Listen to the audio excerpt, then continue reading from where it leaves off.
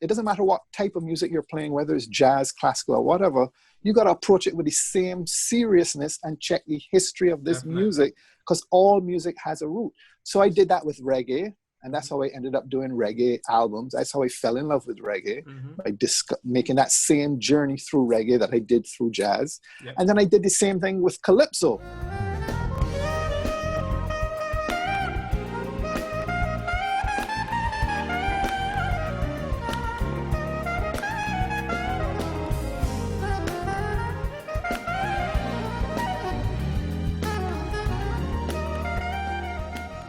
Welcome to Keep Taking Ground, the Saxophone podcast. I'm your host, Jesse Ryan, and today's guest is a Berklee-educated saxophonist from the beautiful island of Barbados. He's performed with the legendary Roberta Flack, the hardbop trumpeter Red Rodney, Roy Haynes, reggae superstar Maxi Priest, R&B chart topper Anita Baker, Jamaican jazz pianist and guitarist Monty Alexander and Ernest Raglan, the late South African jazz legend Hugh Masekela, smooth jazz crooner Will Downing, Layla Hathaway, R&B singer Freddie Jackson.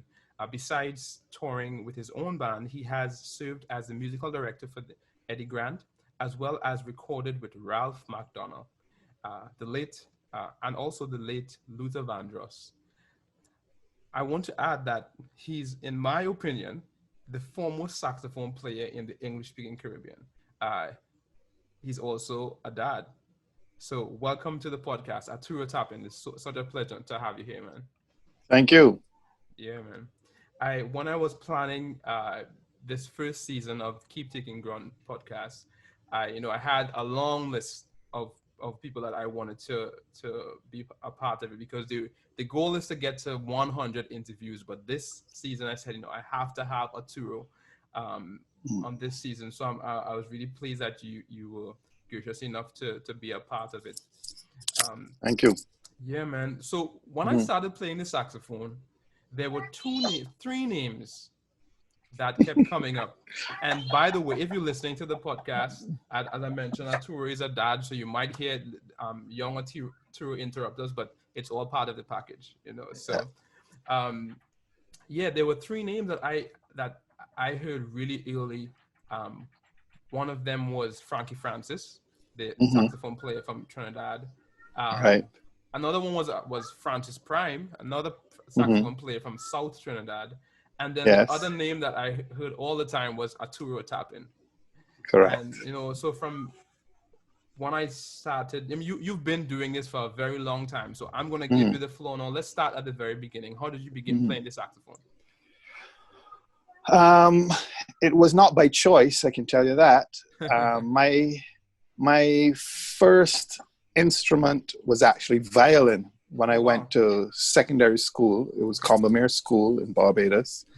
And I was taught by James Millington. It's good to know those names. And James, there's such a lineage of musicians in that family, was the father of Janice Millington. Okay. Who was the wife of Ralph Robertson. Oh, right. And they are the parents, and they are the parents of Miles Robertson, yes, who was the musical director for Adele. Yep. So there's a lineage of very musical people in around Barbados who I was fortunate to be influenced by. Of course, starting off with James. Yeah. And James was an old school teacher who was in those days where you were allowed to, in West Indian terms, give licks to students. Yeah. So you would make sure my hand was in place. You get some knocks on your knuckles, on your forehead.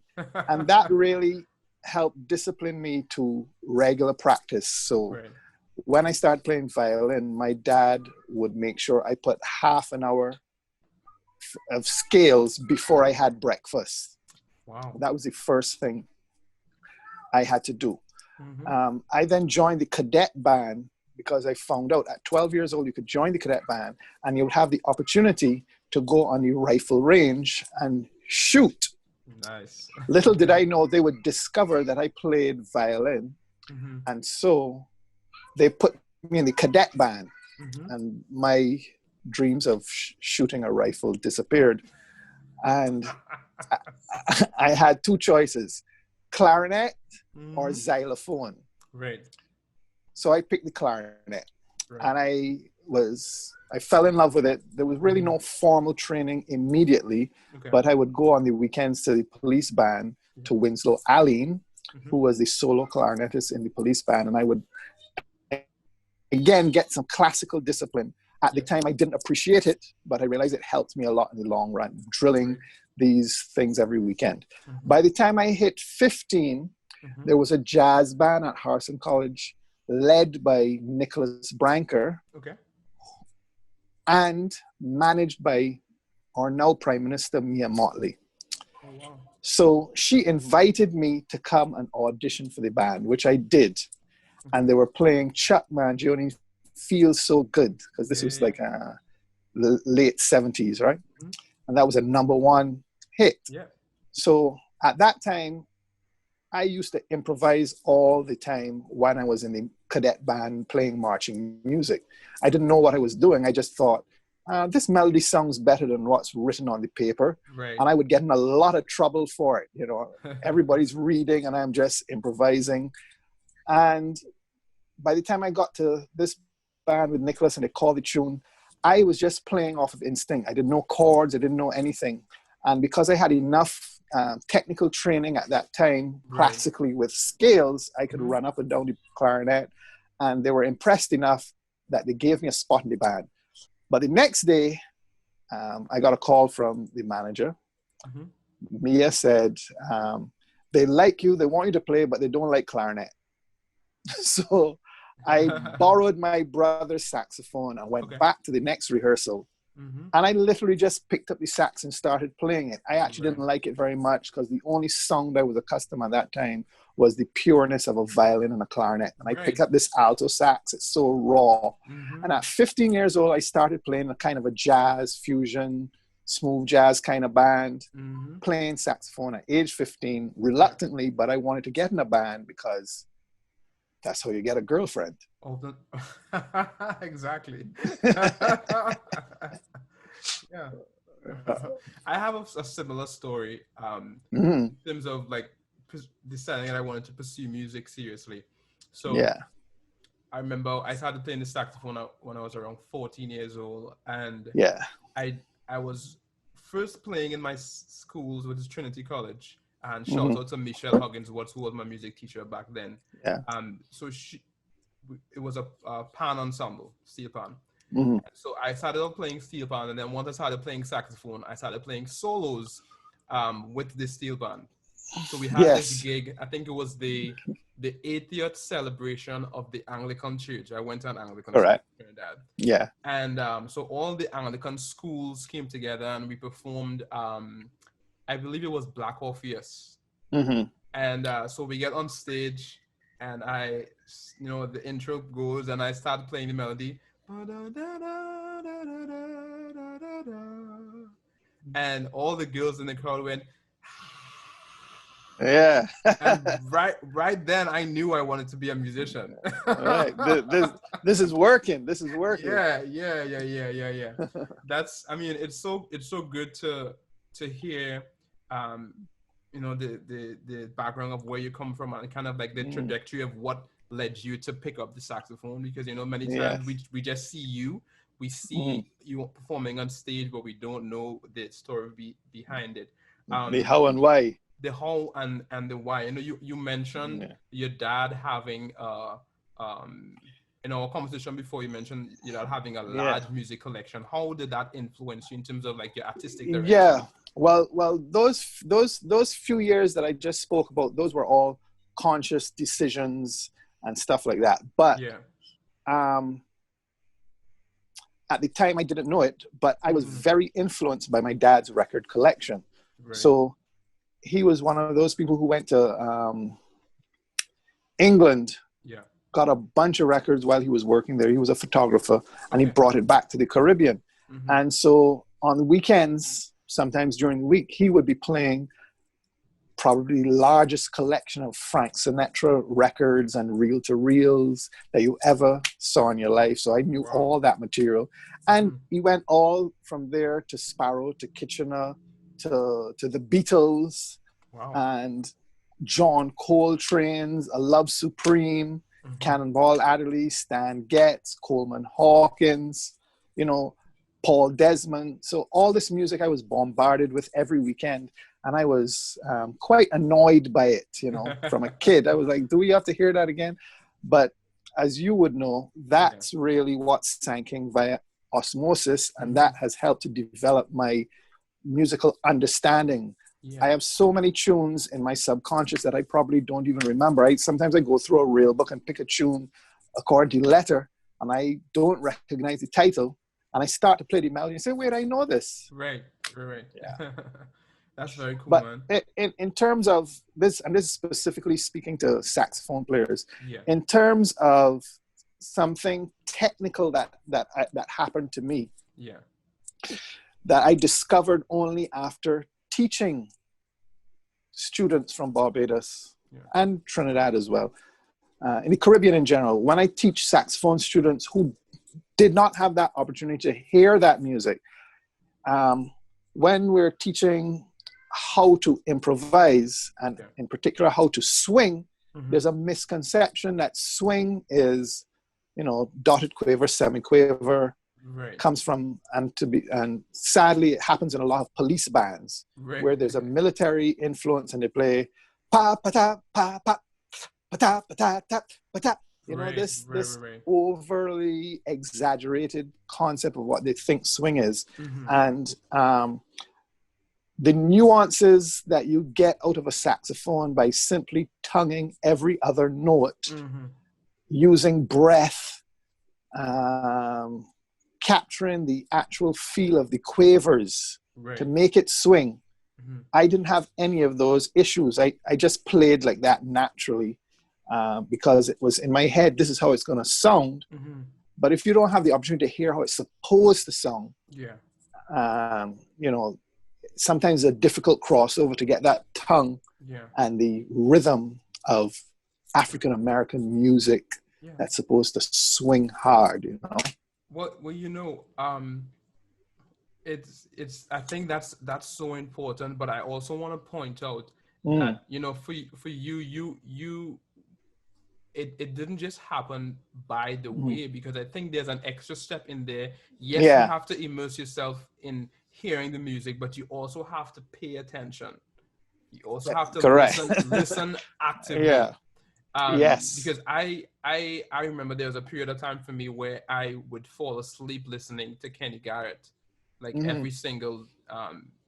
Every single day. Like that's all I would listen to. But there was, I wouldn't say there's some of his playing that or the phrasing or the sort of like the general vibe that seeped into my playing. But the other like DNA kind of things like articulation and approach and all of that you have to really pay attention. To those things. So But I can tell you again, and I discover things about myself by sharing what I've learned. And you discover what other people, how people adapt to certain things. And I could tell you when I was around 10, 11, I had French lessons. And as in French language. And according to the teacher, out of all the students, I had the best accent. And that was, so that reminded me, perhaps I had the ability to listen carefully and emulate. Because not everybody, even if they have the best vocabulary, can speak French with the accent, you know, and it became a problem at secondary school where I don't want to call it names, but one of my teachers would say, "Comment allez-vous, s'il vous plaît?"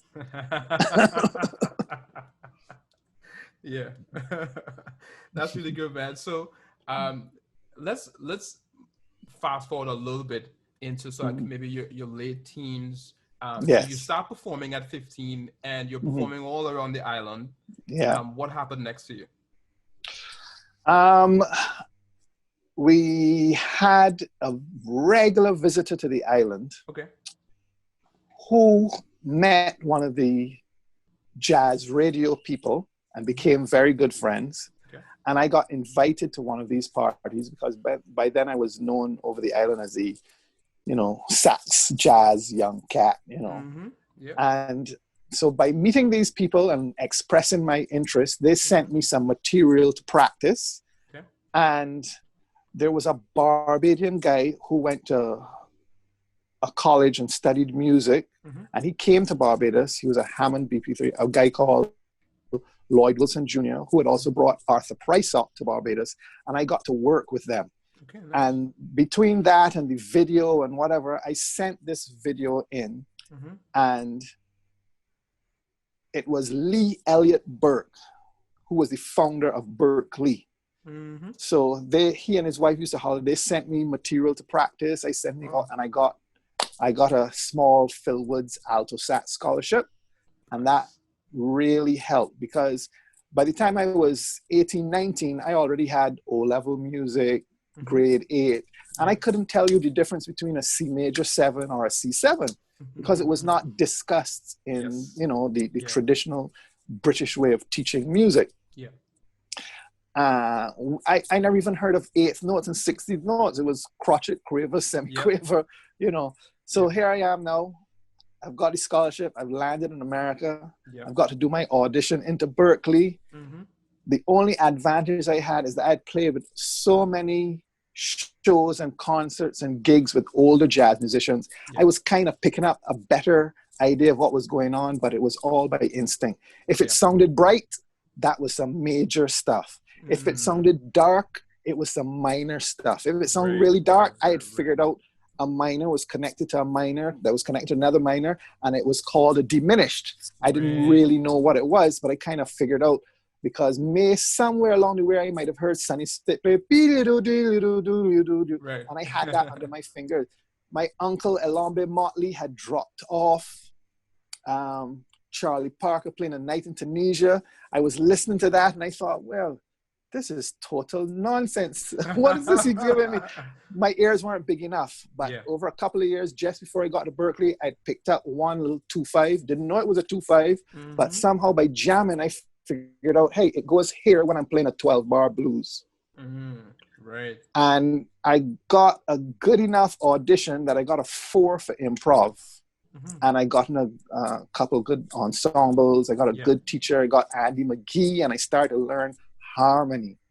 I started to sit at the piano and play a C major, a C minor, C minor 6, C major 7, C7, C sharp, C7 flat 9, D minor.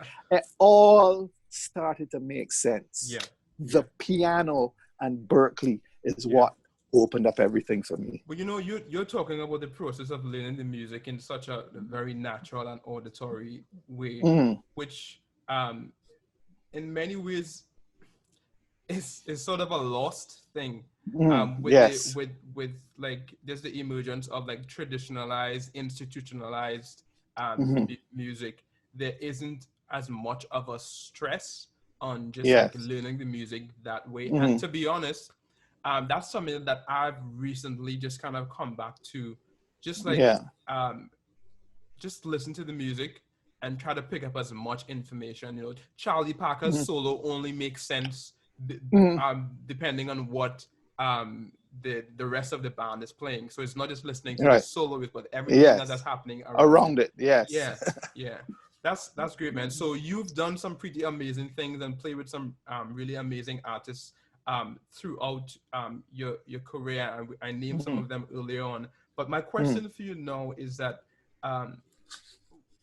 what have you been in pursuit of, or what are you currently in pursuit of? Let's define what your ground is. Well, as you mentioned earlier, I have a son. So that's really my focus now. Great. I'm actually 54, so I've been in the business a long time. Is he your first? If you had asked me, yes. Wow. So if you had asked me this when I was 24 or 34 or even 44, it would be a different story. So with having a son, this is the first time in my life I've ever put saxophone second, Wow. right? Yeah. And that's part of the reason why I never had kids earlier anyway, because I knew how I was raised by my dad. My dad used to take me to every rehearsal, every jam session, every gig. When my horns needed repairing and there was no one in Barbados to do it, he would hop on a plane and fly to Puerto Rico and find a guy there to repair my horns to bring them back and stuff like that. So I knew that would be how I want to invest in my son. So for me, playing right now is more about enjoying what I have developed over the years, going back and listening to music that I thought I already knew, and rediscovering. As you said, you listen to Kenny Garrett, and when you re-listen to it, you hear things differently. So I enjoy doing it. Even if I don't pick up the horn, I just go listen again. As a kid, I heard a Love Supreme. At Berklee, I heard a Love Supreme, and it's a completely different feeling now that I listen to it today. I was actually listening to it this morning, and it's new discoveries. It's like when I love reggae. Reggae is one of my first loves, and every time I hear a Bob Marley tune, I hear something I didn't hear before. Yeah. I have, prior to COVID, I would work 4 nights a week with 4 different bands. Okay. And I kind of mentor a lot of young people. I've been doing that for a couple of decades because I know the more I share this information, and tell everybody, make sure you share it with everybody else, it expands the pool of musicians in the island that will, have a better idea of how this music's supposed to go. And we all have more fun playing once everybody is striving to be better at it, No, when I listen to you, I can definitely hear like the lineage of like the great tenor players in your sound and your approach. Can you just kind of talk about some of the tenor players that have influenced your playing? And not just tenor players, but just the saxophone players in general. What I would have to tell you is I ended up playing tenor by accident.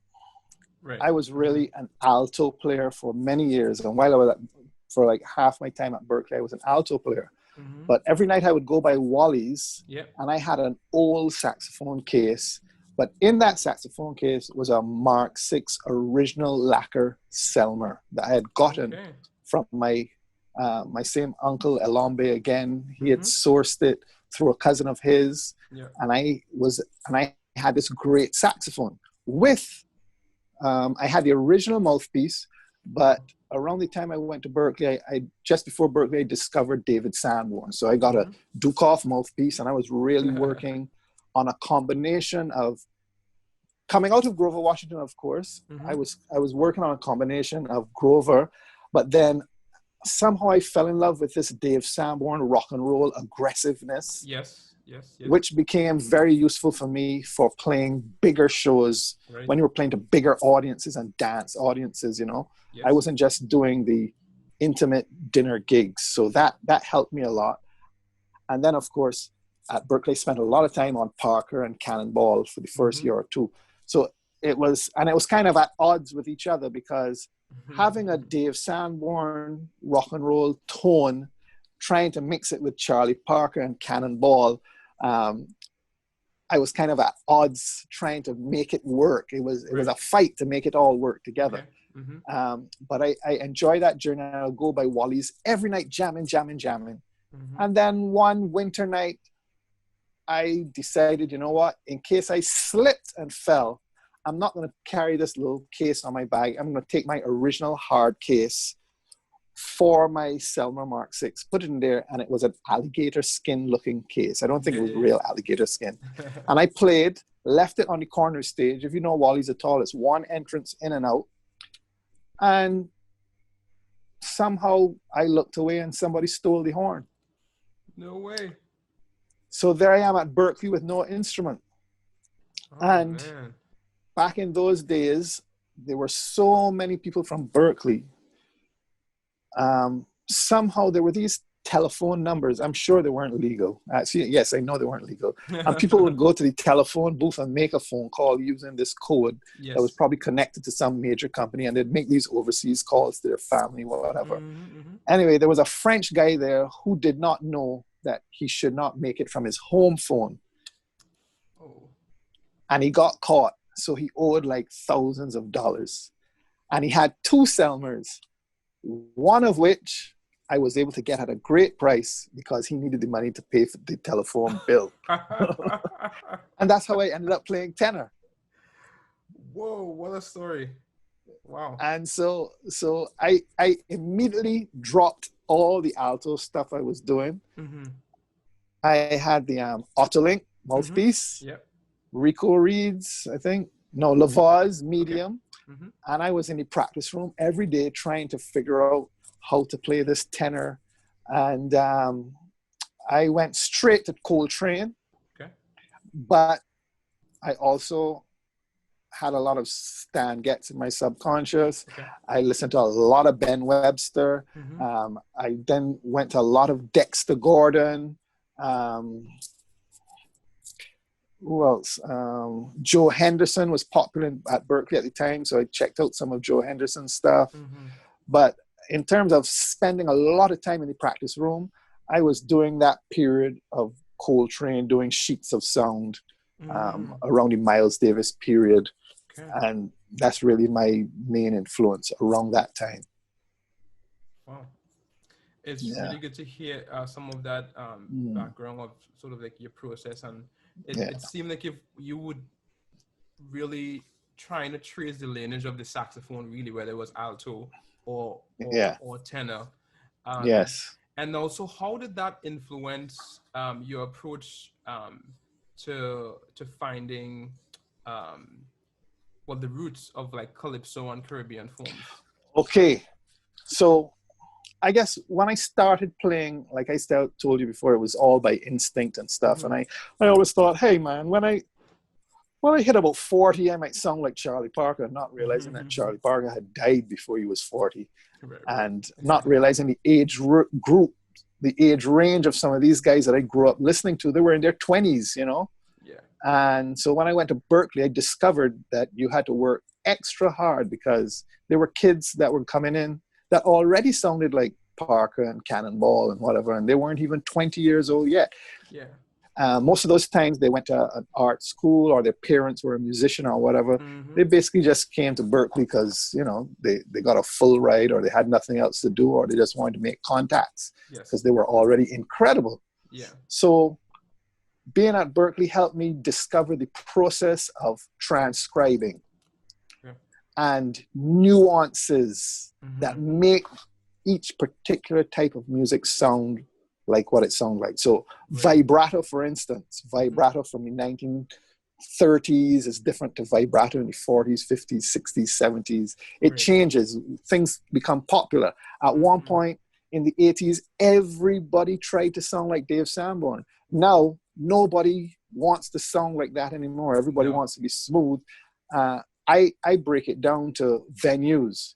The more intimate the venue, the smaller the venue, the smoother the approach in terms of tone. The bigger the venues you play, the bigger the bands, the louder, the more aggressive the tone. So like earlier big bands that were playing for big dances, the tenor players that were popular were the screamers that were, you know, if you're playing intimate settings, a smoother approach, you know, Paul Desmond type or whatever. So sound changes over the years in terms of what's popular and what's not popular. But when it comes to how I discovered to approach calypso, I use the same process because when I first went to hear a Bajan reggae band called Exodus with some young musicians who were not very good at their instruments, play reggae music and sound like if they were from Jamaica, and the so-called top young musicians in Barbados would play a Bob Marley and they sounded like they were from New York. Right. And that opened up my mind. Hey, it doesn't matter what type of music you're playing, whether it's jazz, classical, or whatever, you got to approach it with the same seriousness and check the history of this music, because all music has a root. So I did that with reggae, and that's how I ended up doing reggae albums. That's how I fell in love with reggae, by making that same journey through reggae that I did through jazz. Yep. And then I did the same thing with calypso. Whatever was popular in Barbados that everyone was dancing to was not the same music that John Buddy Williams was playing, right. but there were connections. Yeah. What we hear happening in calypso now is not the same thing that was happening in calypso then. No. But if you look carefully, you would find the connection. Yes. And for years, I would never get a gig in Trinidad. Never get a gig in Trinidad. I worked St. Lucia Jazz, Jamaica, everybody. I couldn't get into Trinidad. And I was itching to get to Trinidad because I believed I had the way to connect because of my connection to the calypso. Yeah. And I eventually got there through the manager of Exodus, who was doing Pan Ramajé. I don't know if you remember his name. Yep. No, I don't remember his name, but I know of Pan Ramajé, yeah. Right. So I got into Pan Ramajé, and I ended up doing it quite a few times. And that was what helped me to build my brand in Trinidad among music lovers, not necessarily masses. Pan Ramajé had a particular, small but peculiar audience that loved music. Yes. Yep. And so I get to Trinidad, do a rehearsal, keyboard player knows the parts, maybe the guitars. You know, I would use pickup bands, and 9 times out of 10, there's always one person that can't cut the gig, you know, so you always have to simplify your approach. Yes. There's not time to rehearse. But I would always make sure that I had a calypso in there that was old school, and I use a very old school approach. Yes.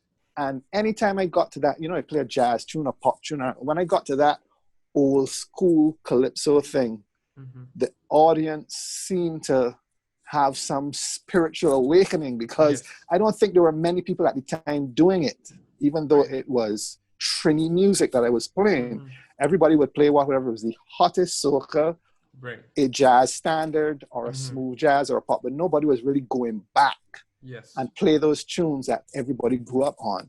And that helped me a lot. You know, it's crazy hearing you talk about that, because I think the first time I became aware of you playing in Trinidad, I think it was through Pan Ramajé. I was in high school at the time. And Pan Ramajé, my music teacher at the time, Michelle Huggins, she's one of the foremost female arrangers in Trinidad. And so for us, she would always tell us about these festivals. And so for us in high school at the time, like Pan Ramajé was like the cream of the crop competition, you know. So and so I'd heard your name and all that. I didn't get to go to see you, but the fact that you're talking about not having gigs in Trinidad is crazy, because now you play in Trinidad like 3, 4, 5 times a year. Yeah. To sold out audiences. Yeah, but it takes little steps, you know. Pan Ramajé helped introduce me to the multiple winner of Pan Ramajé, which was Panaz with Barry Bartholomew. Oh, wow, Panaz, and then I got to so then I got to rehearse and record with Pan Ramajé and with Panaz. And that actually introduced me to something else that I never thought of before, and that's production of a show. Spending a lot of time thinking about material that you're going to play. Costuming. I actually learned all that from Barry Bartholomew, who really spent a lot of time designing, tailor, get the right repertoire, what's the audience, blah, blah. I learned that from Orang Panaz. What is the right repertoire for a Trinidadian audience? Because they kept winning till they stopped doing it as a competition and just did it as a show. So nobody else was beating them in the small pan category. And then I got to meet Sean Thomas, Dougie Redon, and Terrence Shaw. And that became a regular working quartet where we would play every tiny bar from Port of Spain to San Fernando for 100 TT each.